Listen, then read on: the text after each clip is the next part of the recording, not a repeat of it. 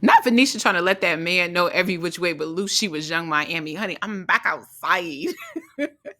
Let's talk about episode 4 of Ready to Love, Make a Move.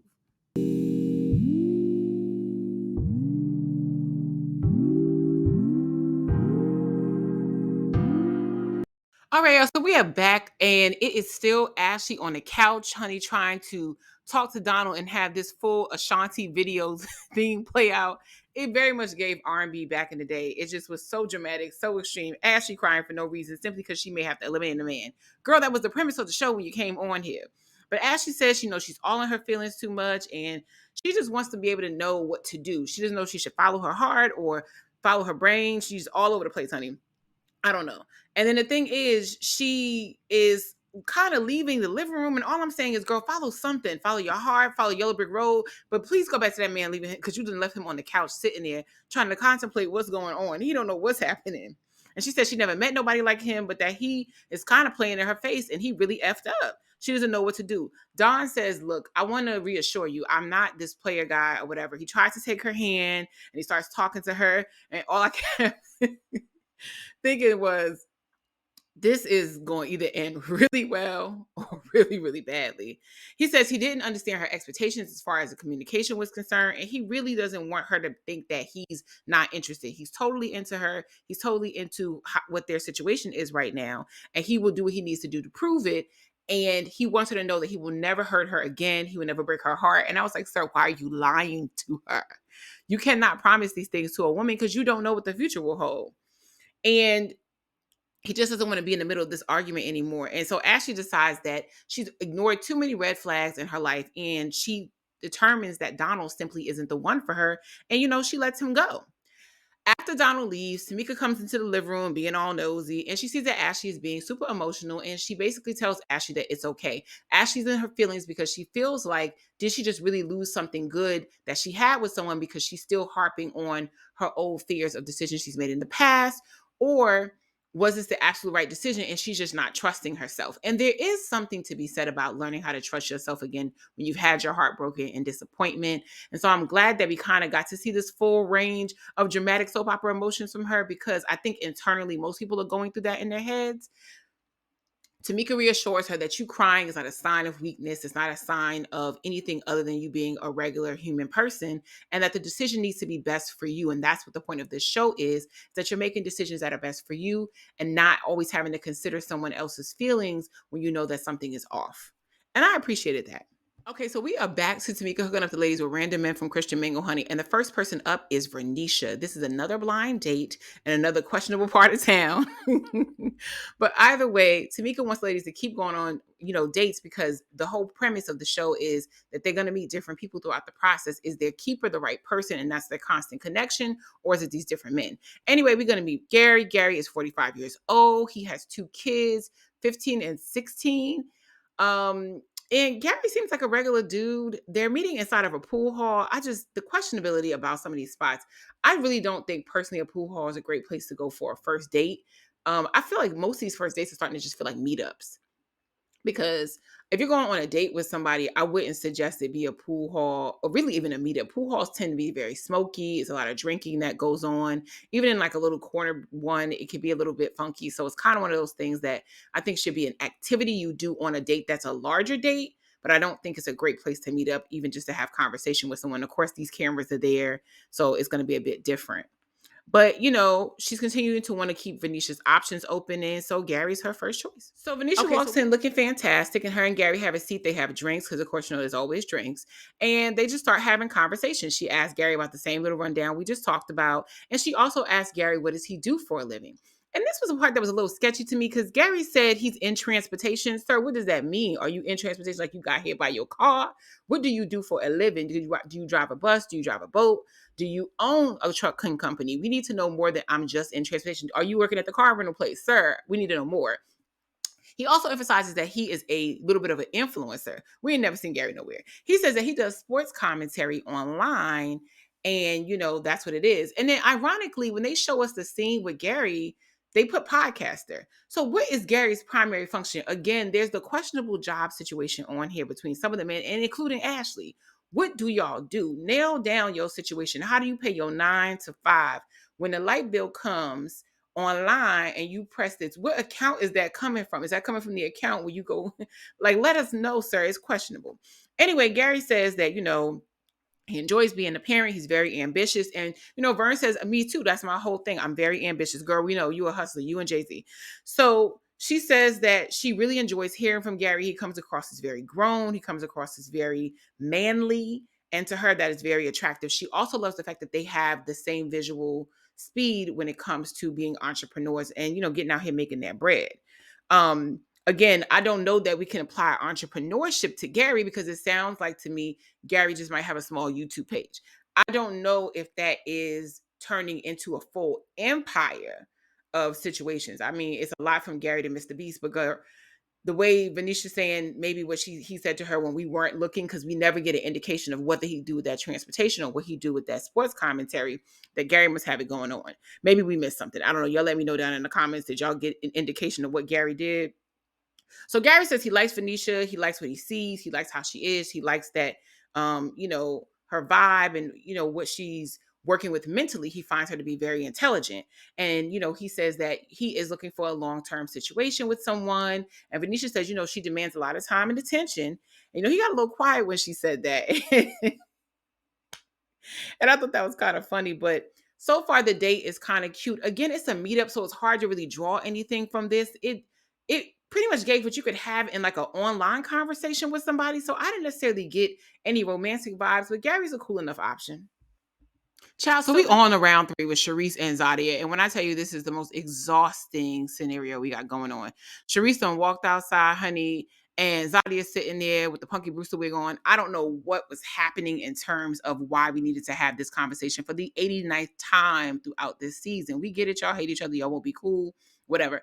Anyway, Sharice comes, says that she's coming to apologize, and she said that she really prayed on it and she really felt like she wasn't being her best self and she hates the way that her situation ended with Zadia. And Zadia says, yes, I don't like how everything went. That's why I came to talk to you to apologize. And then the way it sort of blew up, it didn't make any sense to me either. And I hate the vibe that we have in the house.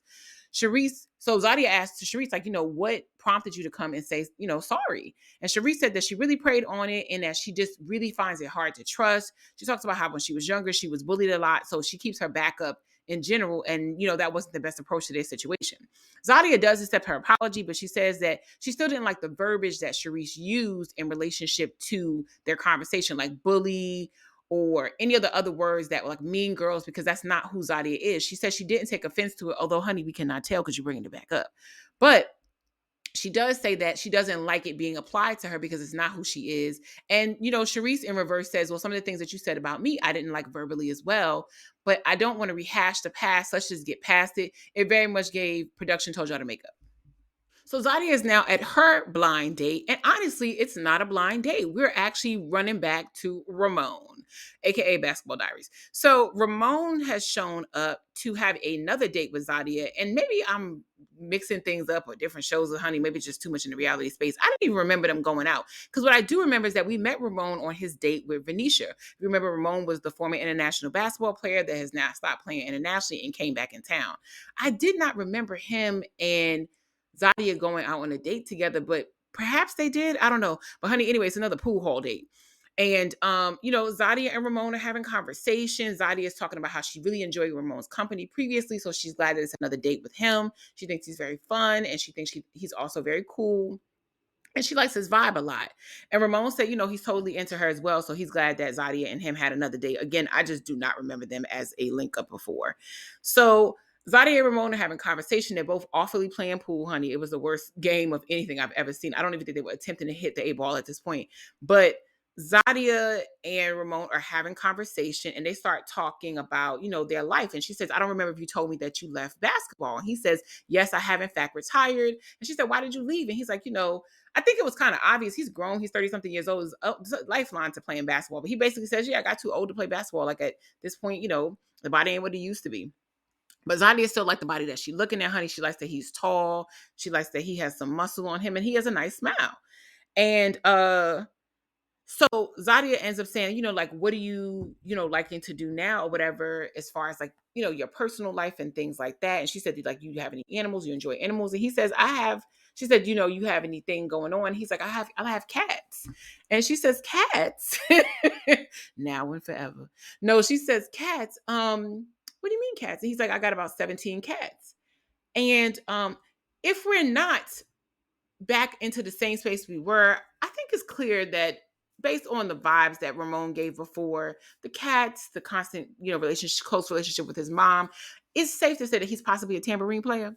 So, Zadia says that, explain that more to me. He said, well, it started out as 3 or 4, and I started feeding them on my back porch, and now I have like 17 cats that basically come to eat in behind of my house. That is very scary to me. I don't like the litter situation, but for some reason, Zadia is not totally thrown off completely by it. I mean, the 17 part is a lot, but she's also just stating that, she doesn't really have an issue with it. So I didn't find it to be sweet. I kind of find it to be concerning, but either way, it is what it is.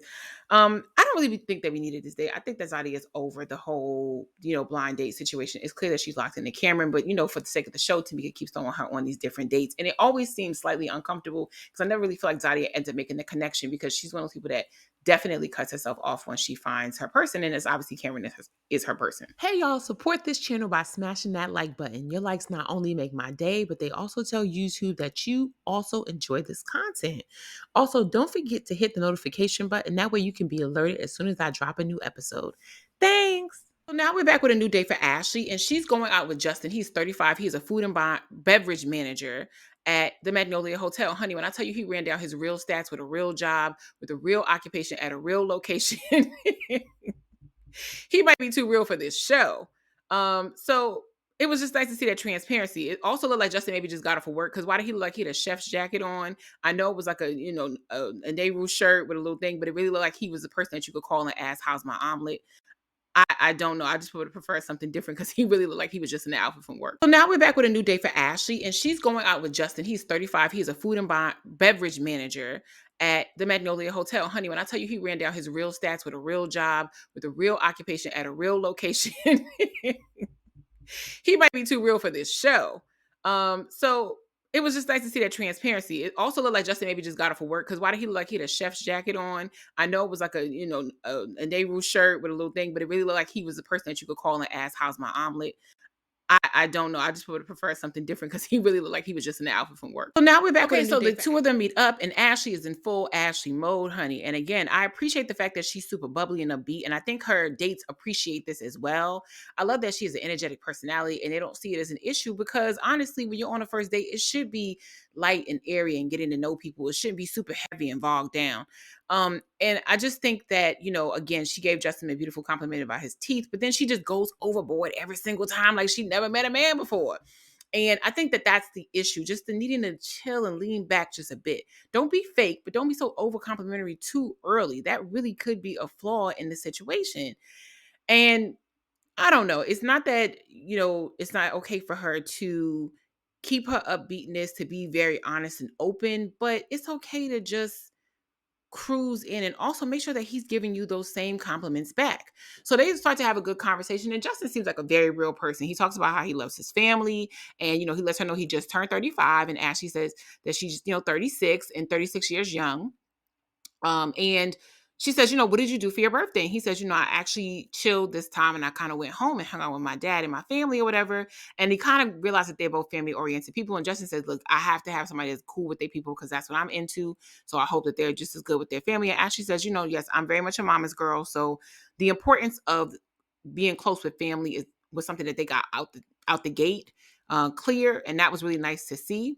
Ashley asked him if he has a type. He said he doesn't. He has dated various women of different body types, backgrounds, all that kind of stuff. So if you looked at his dating history, you would just see that he's into diverse people and just, wants to find a good person. Ashley said the same with her.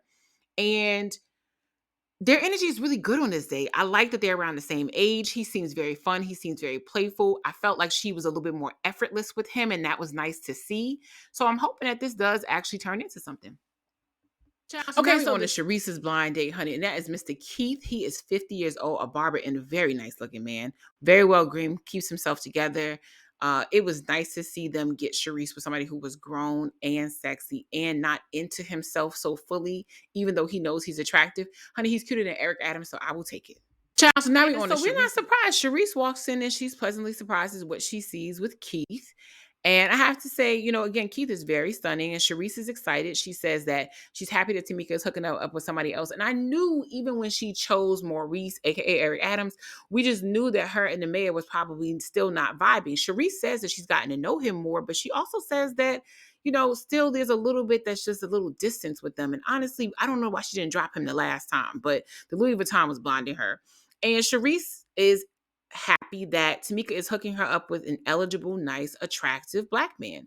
And I wanted to talk about that for a minute because, I I wondered if when Sharice, emphasized that was important to her, which is a beautiful thing. Um, I thought it was interesting that she was talking about that. And I wonder if she sometimes feels like, especially in Miami, that she limited herself by only dating black men because they don't make up the largest part of the population there. There's multiple different, men that make up the population. And I wonder if Sharice, being the age she is, has she ever opened herself up just to meeting different types of men, just because it could be limiting her finding love, especially in her area. Anyway, we are all for black love. So Sharice is happy when she walks in and sees Keith. They start to have great conversations. She tells him that she's never been married. He tells her that he has been engaged, but he's also never been married. And that Keith says every relationship he's been in, he's learned something from that situation. Every breakup has taught him something. And Sharice says that she appreciates that he's taking accountability for his actions in prior relationships and that he's learned lessons from that. I think that that's so important anytime that you're on a date with anyone, that when you're having the conversation about relationships and prior relationships, because prior relationship conversations are important, um, I think it is critical to see if that person's learned anything, especially on their end, about how their behavior ended up causing any issues in the relationship or things that they did not see. Now, the thing that I thought was interesting again is that maybe we didn't get to see this part, but I didn't hear him mention anything about accountability on his end in relationships. He more so just talked about lessons learned. And you got to be careful with that. When somebody says, like, oh, I learned lessons, that doesn't mean that they've taken accountability. They may have been the problem in relationships and still in their prior relationships saw the other person as the problem. So there is some reality to those prior situations. But they're at the oxygen bar and, they're having a good time. They get their little drinks. The man comes over and says, hey, I want to hook y'all up. And I thought this again was a different type of date that I love to see. I love whenever we can branch out on the spots to go to and also the different types of dates to have. Because if I saw one more pool hall, it was going to be a wrap.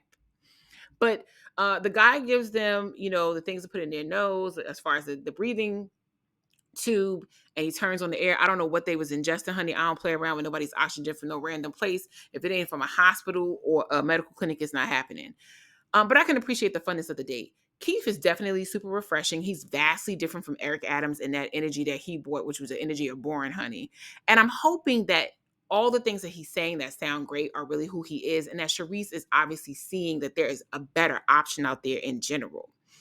And they start having more conversations about where they are in their life and how that mentally affected them in terms of how they date. Sharice says she's very intentional, and he says he is as well. He says that, when he turned 50, he realized that the second half of his life, he really wanted to do better. And if he needed to get a therapist, he was going to get a therapist. If he needed to get a life coach, he was going to get a life coach. But that's what he was on. And he really is, no pun intended, a breath of fresh air. One certainly that Sharice needed. Child, so they do one of them segues again with the women where they talk about different things. They start having a conversation about, dating Southern men and, the feeling that it has. And I always appreciate these conversations. They're very cute. I don't like these segues though. I just feel like we could use more show to get more depth. But either way, they start talking about the difference between the city man and the Southern man. And I have to say that I really kind of hate this particular question simply because it's just not an honest one. I get that people have a feeling that Southern men can feel different from city men, and they would be because they navigate two different spaces in terms of how you grow up. But this narrative that Southern men take care of their women and they're just very gentlemanly, as a person who has dated both, who currently has a city man in terms of growing up in the city, I have to honestly say that I've not really experienced that vastly different situation. Yes, I think it has more to do with your upbringing and your value system and who you are. And that's not necessarily more simplistic because you were born in a major city or metro area versus a southern area. the same value system has to exist. Plenty of Southern men cheat, don't pay their bills on time, have multiple kids all over the place. So the same values can exist in those men in that way. I think the idea that, men who are from up north or men who are from like the Midwest just don't have that same vibe is wild. But again, it is their experience. They can only speak on that. But again, I think it comes down to your value system, how you were raised. And I think that somebody being genteel when they cheat on you versus somebody being, very honest and blunt doesn't really make a difference because you're still getting cheated on. So either way, I always think that these segues are really boring. But anyway, Venisha is meeting up with Jabari and they're meeting at a wine bar to discuss, where they are in their relationship. This is her keeper, and she's going to talk to him a little bit about what's going on. And she's going to let him know I'm back outside. Like, please understand, I'm never going through what I went through with Joelle, honey. So I'm here for all the options. I need to see what each of you have going on because I'm a job. And so Venisha is talking with Jabari about his day, and she asked him how did his day go, and he said it was great. We had a good time. You should have been there. And he's like, "Why aren't you there? You out on like another date?" And Venisha's like, "Yeah, I'm on another date. You know how the process is going." And he's like, he doesn't really feel good about the process in terms of the fact that he doesn't like her being out with other people. He's respecting it, but he's not. He doesn't really care for it. He doesn't like the idea of being considered to be an option. And that's not something he's into. Like, he's very not into the game playing. I thought this was really interesting because he is himself a former player. And I thought it was interesting how he doesn't like being the option, but he made to several women that situation at one point in his life. And Renisha says that she understands that Jabari, the more she's coming to understand Jabari, she realizes that he's the type of man that would be probably faithful to her, is solid to be down and have one woman, but she's no longer going to do what she used to do, which is lock in with one guy. She likes being in the power position of being able to choose, between multiple men and being able to figure that out. And I appreciate that about the show as well. I love in this particular resurgence of Ready to Love that they're allowing these women to have choices and make options that are best for them, and that they're not feeling like they're being picked, but that they're being the picker. And I'm not choosing, I'm choosing, I'm not just getting chose. And I can appreciate that from the OG show. Jabari said he don't play team sports, honey, and he's not used to this feeling. And Renisha's like, look, don't be, held down by my process. Understand that I'm going to still go through my process, and I don't want to deal with any man who's going to block me from that. But if you feel uncomfortable with this, you should also keep your options open as well. When I tell you, Venisha gave her best, her best city girls, like, please understand I'm back outside. And if you're not interested in me being outside, then you need to go somewhere else because I'm going to still work this program and this process. So it's interesting how men don't like a taste of their own medicine. Like I said, Jabari was a former player, and it's shocking to me how like men feel so uncomfortable when the ball is not in their court. When it's not no fun when the rabbit got the gun, honey. They do not like the idea that they would have to wait to see if this woman wants them or wants another man or a different man. It's just hilarious the way they have spun the tables, and I absolutely am enjoying it. So there's not that much to get into with this date with Zadia and Cam. Child, we already know Zadia is into Cam. She's not really into anybody else. And side note, do y'all on this date, Zadia and that blonde wig, honey? I feel like Zadia is the type of person that goes into the wig store, and you know how they have those people that try to suggest the wigs that you should get, and so you just take their suggestion, or you could pick out your own thing because you know better. I feel like she always takes a suggestion. Anyway, going back, Zadia and Cam are meeting up to do glass art, which is another unique, beautiful date. I've been on a glass blowing date before. It's pretty cool. And it's just something that changes up from the regular norm. And we ain't got another pool hall, child. So Zadia likes Cam. Cam likes Zadia. We have the beautiful connection, and it's the same old, but they get into a conversation about whether or not Cam is a useful person. And I think Jadia was really trying to get to whether he was a generous person, and just wanted to know where his I think his characteristics lie when it comes to being a stable individual and also somebody who is a giver, because Zadia says she's a giver and she wants to have that energy shown back. Ain't nothing wrong with that. And he says that, yeah, he is generous. He says he likes to consider himself to be useful. He wants to be useful because, he's not going to be on this earth forever. And he wants to know that his legacy that he left behind is that he was a useful individual, because you can't give nobody nothing once you're gone. I appreciated the thoughtfulness on that. They also talk about the financial process, and he says that he wants to know like how she thinks about money and finances. And Zadia says that she considers herself to be a millennial traditionalist. Now, I have never heard this term, but I absolutely loved it. So she lets him know that she wants to make her own money. She's interested in doing that, but she also wants to be with somebody who is interested in being a provider. Someone that supports her and that, when it comes together that their money is her money. Now, she said she had to slip up, but I totally understood what she was saying. Anyway, I really like the millennial traditionalist theme. I think that that's what I am as well. Because absolutely you believe in making your own money. You believe in, being able to financially take care of yourself and be stable. But, you want to meet a man who is a bit more traditional when it comes to his values of taking care of his family and being a provider. And it's a beautiful thing. So date was great. We know she likes Cam. We know she likes that blonde wig. We hate the blonde wig and the brown roots, but they seem to have a good connection. And at this point, I really think they should stop sending Zadia on blind dates. Child, when Jay-Z said I'm with the fuckery, I absolutely agree when it comes to Kirsten and Ashley's date. I was here for all of the dramatics and the nonsense that went on between these two. This was absolutely the most unserious link up I have ever seen in my life. First of all, why did they film them walking down the block with that random handhold scene where it looks like they probably asked them to stroll 2 or 3 times? It was giving like a, you know, Spike Lee light. I didn't know what was happening with that walk. Go back and watch it if you haven't when they stroll down the block together. It was so weird. Anyway, her and Kirsten are meeting up for drinks. This is the guy she chose to stick with instead of going with Donald, who, was a lost poet. And they decided they're meeting up for drinks, and it's a drink mixing class, actually. And Ashley reminds us that she has also been a bartender in Atlanta. Again, the multiple jobs. We really still don't know what Ashley does. I need a firm understanding about where is she working now.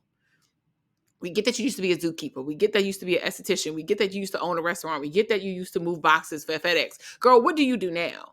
So anyway, they're in the class. They're giving, great energy to each other. The bartender class is really cool and they're giving great tips. And honestly, I could really see how Ashley was a bartender at some point because bartenders have to be very personable. They usually have to be great talkers to people. That's how you get great tips. You have to be personable because a lot of times people are sitting drinking alone and in all types of vulnerable states. And if you're a really crappy bartender, it doesn't work in your favor. But if you're somebody who can make people feel not so alone when they're sitting by themselves, or even people just kind of on a date or things get weird, when you can identify those things, I can see how she would have made an excellent bartender.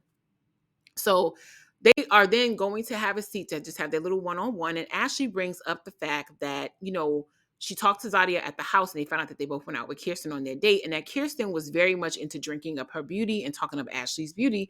And Zadia's beauty. And that wasn't something that Ashley felt like she experienced with him. And she said, she has no problem with the fact that he went out with Zadia. It's really, really cool. And she asked him how did he feel like the date went. And he said, she was cool. She was okay. Like it was a cool enough date. And what was crazy about it is that both him and Zadia described the date vastly different than how he described the date at the end. Because if you remember, they gave him like a little moment at the end of both his dates with Zadia and Ashley. I believe he went on the date with Ashley first and then went out with Zadia second because he had changed into 2 different shirts. And he said that, he didn't really feel the date with Zadia like that. Even though he thought she was beautiful, she was just kind of dry and boring. And he really enjoyed the energy he had with Ashley and her energetic nature, and the talking and the conversation just felt better. And so it was just nice to see that he was trying to express that again, but he basically just says like, look, I like your date better than the date with her, but her date was cool. Ashley seemed to not really love that element about what he said. And that's what threw me off with this. Maybe I missed something when they were having this conversation, but it seemed like she was way too focused on whether or not him and Zadia had a good date. And she's like, I want some of that. I want somebody to say something to me. And it was like, well, girl, maybe if you hadn't been wiping the sweat off his brow while you were complimenting him over and over and over again, maybe when you got a chance for him to say something to you. We keep telling you to lean back and you're not listening. Anyway, the situation just got weird. They start having this conversation about, him being into her only and dating her only. And, he's like, okay, this is just our second date. At least that's what he's telling us on the camera on the one-on-one. And he's just like, hey, this is just our second date. You want me to lock in so quickly? I think what Ashley was trying to get him to say, and what she ended up trying to say later on that she felt like she didn't articulate well, was that, I want to know that you're here for me specifically, and what is your intention in dating, period, at this point in life. And instead of articulating that, she made it into this back and forth about how she only wants somebody who's here for her and he can't be here for her, then she's not really into him. And I think it made him feel like she was putting pressure on him to say that, he's only going to be dating her. And he's like, this is only our second date. We only been out twice. So it got really weird and really intense. He got a little rude. She got a little rude. It got really weird. But they do agree that they can crack jokes together, that they can have fun, but Ashley doesn't just want to be seen as the homegirl. And I completely understood what she was saying. And I also understood the point that she was making about the fact that whether or not this is your second date, sir, you should have been able to articulate yourself how your intentions in dating, period, with women, whether it be her or somebody else, are at this point in your life. The 50-year-old barber was able to do it, so I don't understand how Kirsten couldn't. When I tell you, as soon as Sharice and Eric Adams showed up on my screen, I knew I could go start my dishwasher because it wasn't going to be anything. The only thing that was bright about this entire day was Sharice's beautiful workout outfit, honey. So anyway, they go walking down the street with these two tennis rackets because they said they was going to play tennis and it ended up raining out. So they decided to go get something to eat at a bar. And they go and sit down and they're having conversation. And Sharice, again, is trying to pull everything that includes life out of Eric Adams. He is just a boring, boring man. Also, why did he end up with shades on in the restaurant when they was walking down the street? He had none on. I really didn't understand that situation either. But if it's one thing that he gonna do, it's eat while Sharice is talking. So Sharice starts talking to him about, their chemistry, and she's glad they've gotten to know each other better. And even in the green screen, he says that he feels the same way. They've gotten to know each other better, and he really likes where they're growing into. But as Sharice is starting to talk to him more and more on the couch, the man is steady getting into the food that was bought for her because the lady didn't sat down, bought some nachos, bought something on a plate. And when I tell you, the entire time Sharice is talking, that man just keep going for scoop after scoop of food in his mouth.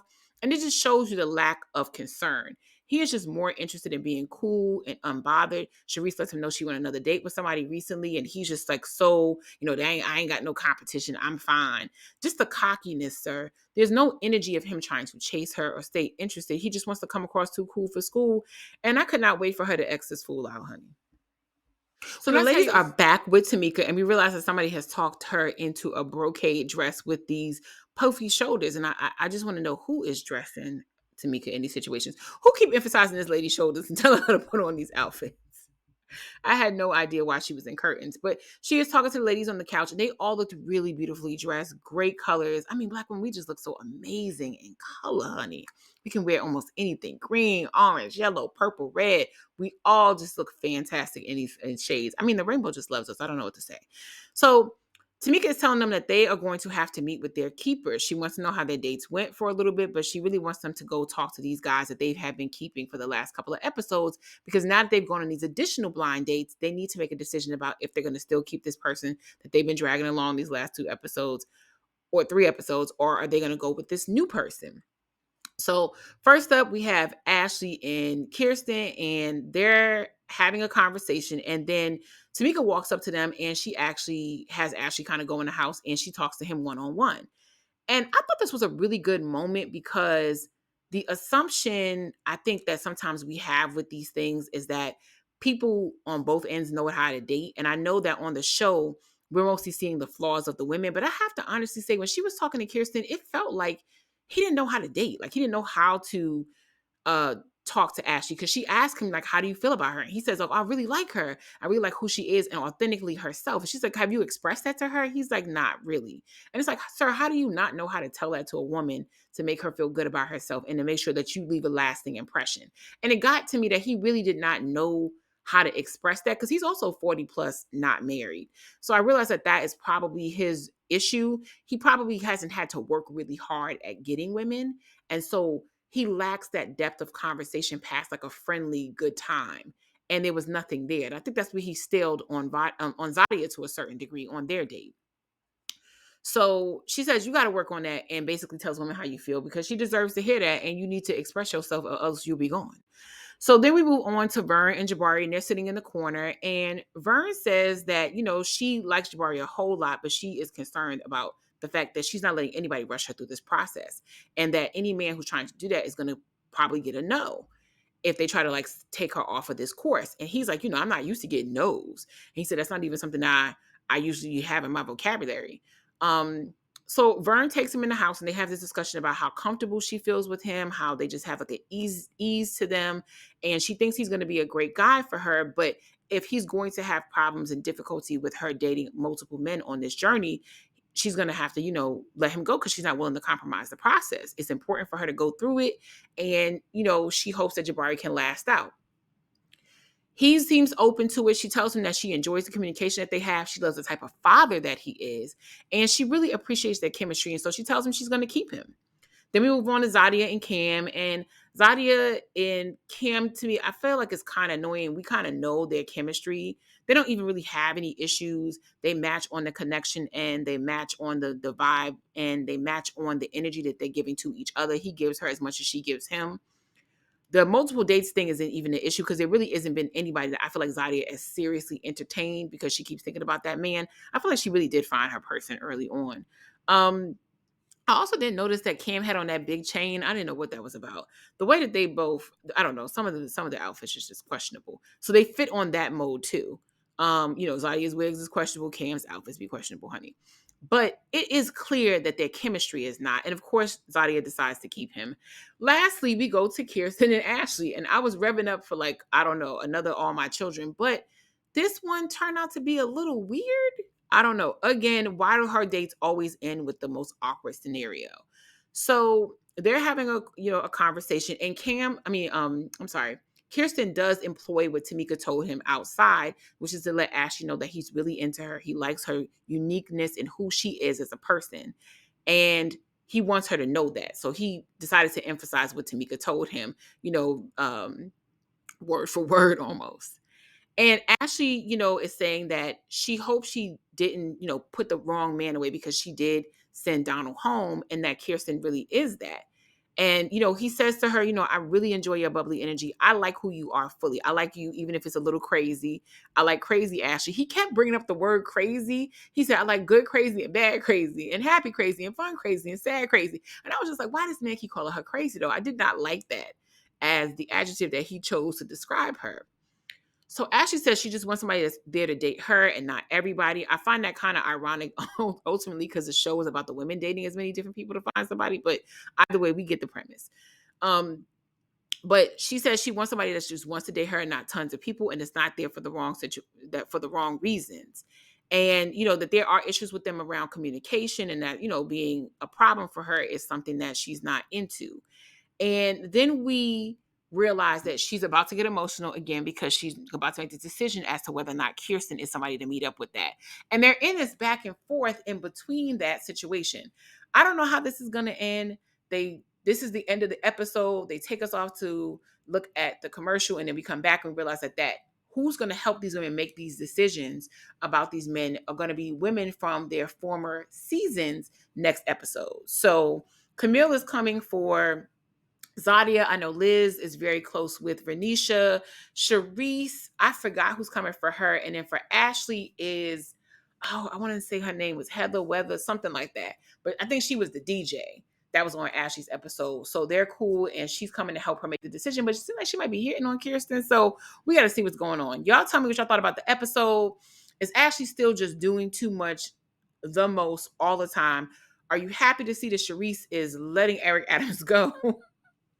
Let me know what y'all think in the comments is all. I love y'all and I'll see y'all in the next one. Bye.